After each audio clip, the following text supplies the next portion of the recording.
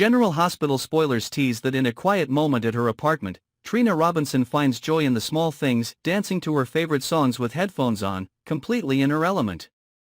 But her serenity is interrupted when an unexpected figure enters through her open door.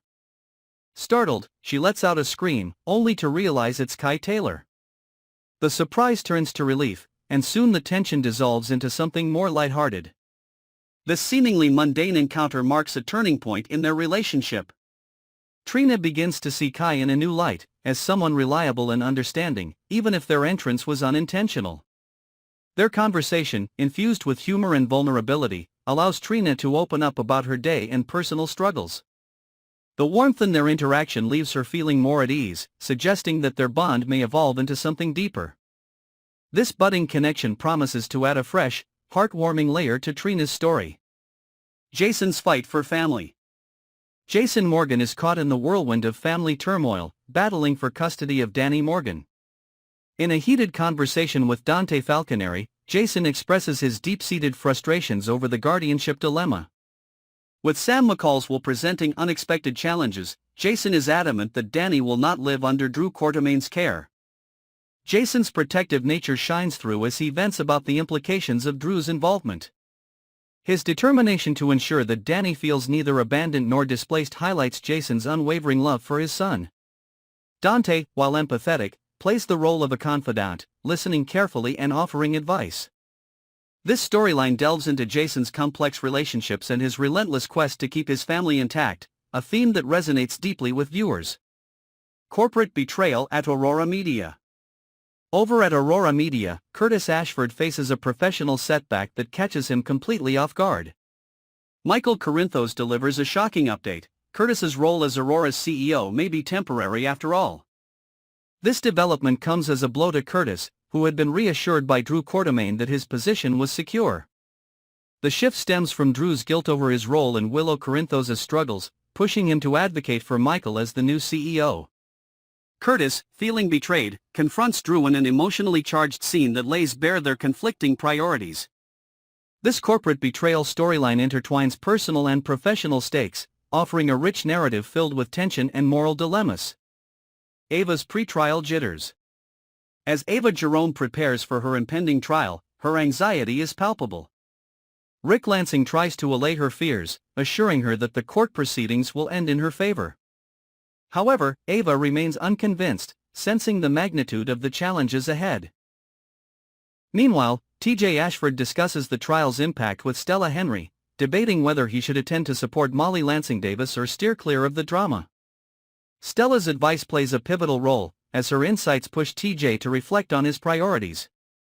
Ava's storyline is rife with suspense, as the courtroom becomes a battleground for truths, lies, and high-stakes revelations. Christina and Molly's ethical crossroads. Christina Corinthos Davis is unwavering in her mission to ensure Ava Jerome's conviction, but her determination is met with a significant hurdle. Molly Lansing Davis reveals that Rick Lansing intends to call her as a witness, a move that threatens to undermine their united front. The revelation sparks tension between the sisters, as Christina grapples with the possibility of Molly's testimony complicating their case. This conflict underscores the personal stakes involved, painting a vivid picture of how familial loyalty and ethical dilemmas collide. The storyline adds depth to Christina's character, highlighting her fiery resolve and the emotional complexities of her relationships. Sasha's newfound family ties. Sasha Gilmore Corbin takes center stage as she experiences a heartwarming gesture from Mac and Felicia Scorpio. In an effort to make Sasha feel at home, they invite her to a gathering at Bobby's, offering her a glimpse of the family dynamic she has long sought. Mac's decision to deliver a heartfelt letter from Robert Scorpio adds a layer of poignancy to the moment. The letter speaks to Robert's desire to forge a connection with Sasha, leaving her touched and contemplative. Although Robert is currently away with Holly Sutton, his promise to return and build a relationship gives Sasha hope for the future. This narrative explores themes of belonging, reconciliation, and the importance of chosen family, resonating with viewers who cherish stories of emotional growth and second chances. Drew Quartermaine's life is on the brink of major upheaval as he prepares to take on his new role as a congressman. His recent election victory comes with the expectation of a move to Washington, D.C., a significant shift that raises questions about his ability to maintain custody of Scout and Danny. While his focus has primarily been on building a stable environment for the children, this relocation complicates matters, especially with Jason Morgan ready to fight tooth and nail for Danny. Adding fuel to the fire, Drew's entanglement with Willow has sparked whispers of a potential Quartermaine baby, further complicating his already precarious position.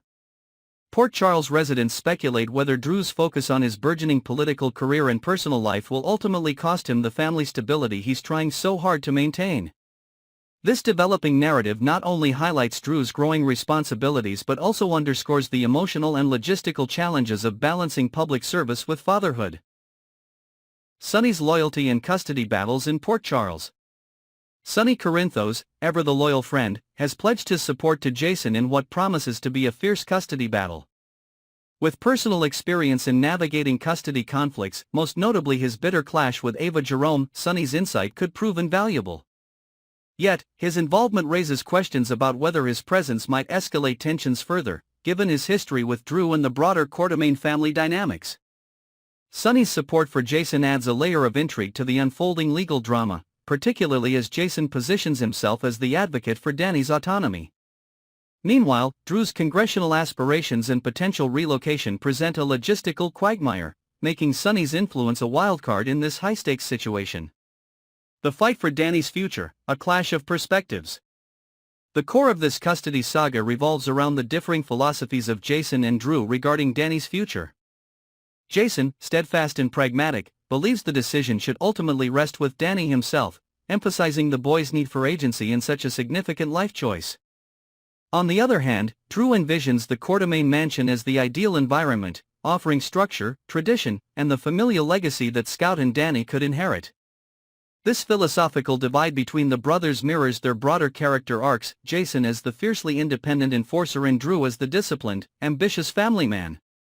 Their courtroom clash promises to be not just a legal battle but also a profound exploration of their values, priorities, and the lengths they'll go to for the children they love.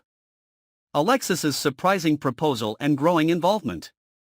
In the midst of this escalating feud, Alexis Davis emerges with a surprising proposal: the children living with her. Already accustomed to handling complex family dynamics, Alexis suggests this as a neutral solution to prevent further discord between Jason and Drew. Her offer introduces a new dynamic to the situation, particularly given her close relationship with Sam and her maternal instincts to protect Scout and Danny from the fallout of their father's feud. Alexis's suggestion isn't without complications. Dante Falconeri, having been consulted earlier, had advocated for keeping the children together at the Quartermaine mansion to preserve their sense of stability. However, Alexis's involvement brings another potential wrinkle to the custody narrative, highlighting her role as both an ally and a possible contender in this multifaceted conflict. A tense meeting sparks the custody debate. The tension between Jason and Drew reaches a boiling point when Alexis summons both men to her office to discuss Sam's will.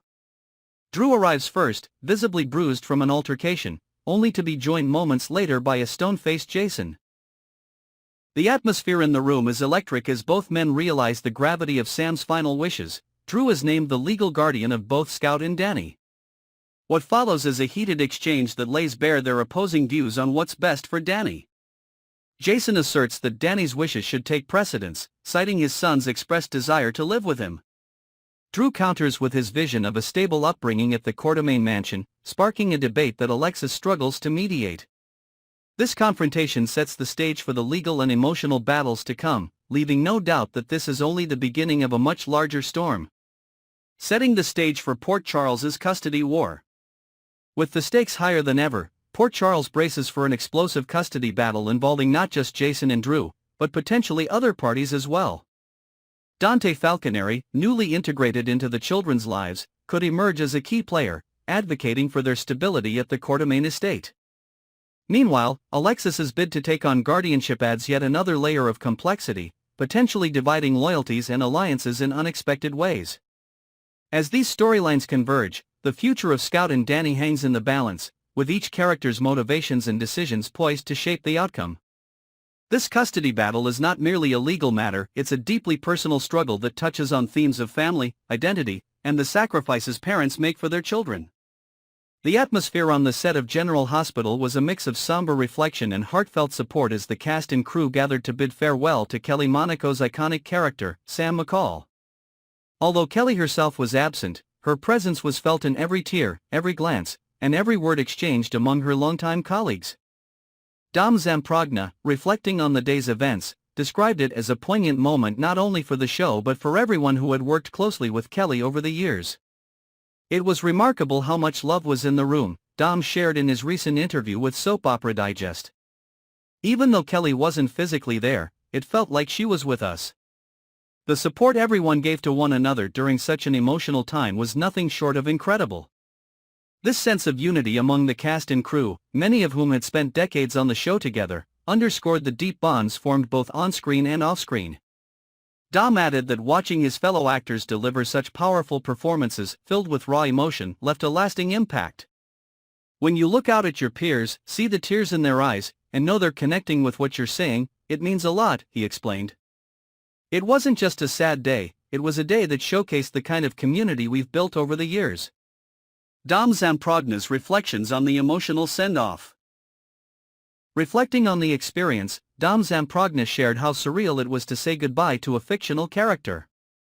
He admitted that filming the funeral episode for Sam McCall was one of the most challenging yet rewarding days of his career. "It's strange," he said, "because while you know it's all scripted, there's something very real about saying goodbye to a character that has been such an integral part of the show for 2 decades.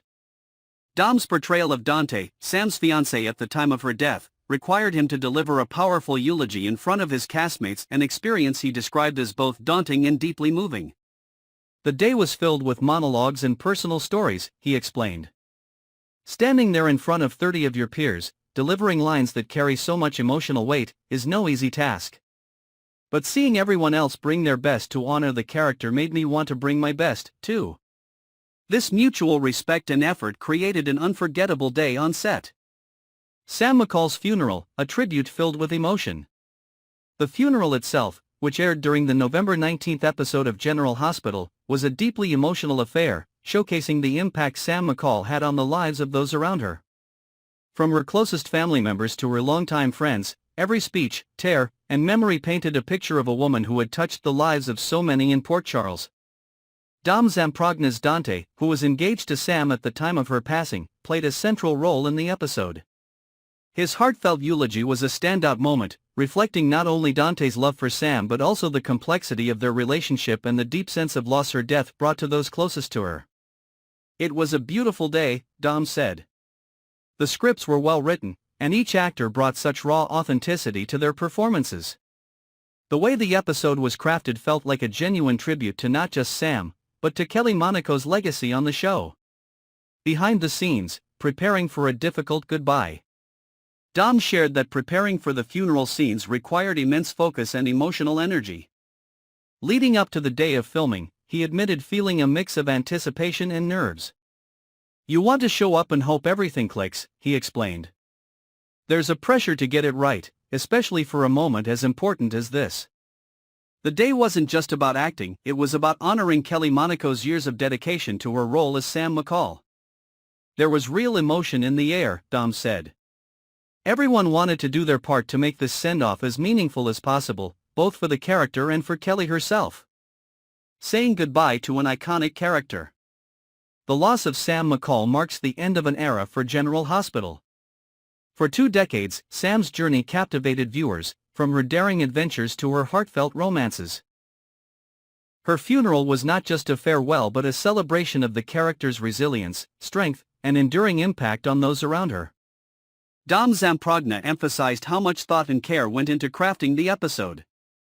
"It's not often you get to be part of something like this," he said. "We wanted to make sure it was a moment that did justice to everything Sam represented, her courage, her flaws, her humanity." The day served as a reminder of the power of storytelling and the connections forged through years of shared experiences. While Sam McCall's story may have come to an end, her legacy will undoubtedly live on in the hearts of the General Hospital family and its loyal audience. Nicholas Alexander Chavez has taken the world by storm, not just with his talent but with his approachable personality and forward-thinking approach to fan engagement. His rise to fame has extended beyond traditional media, spilling over into the vibrant world of TikTok, where fans have reimagined and remixed his work into their own creations. Far from being perturbed, Chavez embraces this as a testament to his art's impact. Reflecting on his unexpected TikTok stardom, Chavez remarked, "What we create as actors is ultimately meant to entertain, and I think it's amazing how people find new ways to connect with and enjoy that entertainment."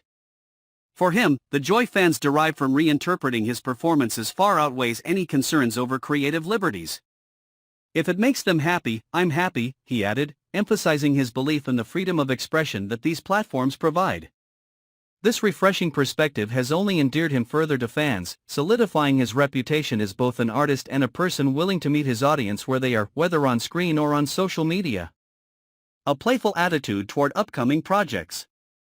When it comes to balancing the demands of a rising career, Chavez handles it all with a sense of humor and spontaneity.